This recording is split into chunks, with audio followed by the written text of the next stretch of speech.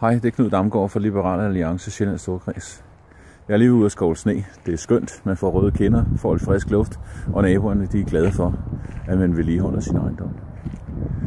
Den her vej, vi bor på, der ligger 15 parcelhuse, som alle sammen er bygget i 1970 til 71. Og bortset fra 2 huse, blandt andet vores eget, så er det dem, der har bygget det, der bor her nu. Det vil sige, det er folk, der er gået på pension. Med få undtagelser er de alle sammen pensionister. Nogle af dem er også enlige. Det er jo naturligt, når man når op i en vis alder, at den ene ægtefælle falder fra.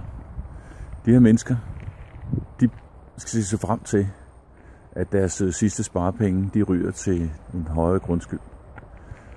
Det synes jeg bare ikke er i orden. Jeg synes, det må være fint, at en kommune udlægger nogle byggegrunde og har nogle borgere og lokker dem til, og de så betaler noget kommuneskat, og kommunen så lever af det. Men i de tider, hvor det kan være svært at sælge en bolig til den pris, man bør få for den, der er der tale om regulær gidselaffære, når kommunen de hæver grundskylden fuldstændig uhensigtsmæssigt. Man kan sige, for et relativt ungt par som os, der kan det gå. Og vi kan nok godt finde plads i økonomien til det, selvom det ikke er det morsomste, men for de ældre mennesker, som er nødt til at fastfryse den, eller måske er de nødt til at flytte et andet sted hen.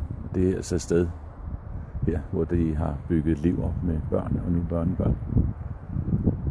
Og det er ikke sjovt at se på. Det synes jeg simpelthen ikke vil være bekendt. Det vil vi i Liberal Alliance gerne være med til at gøre noget ved.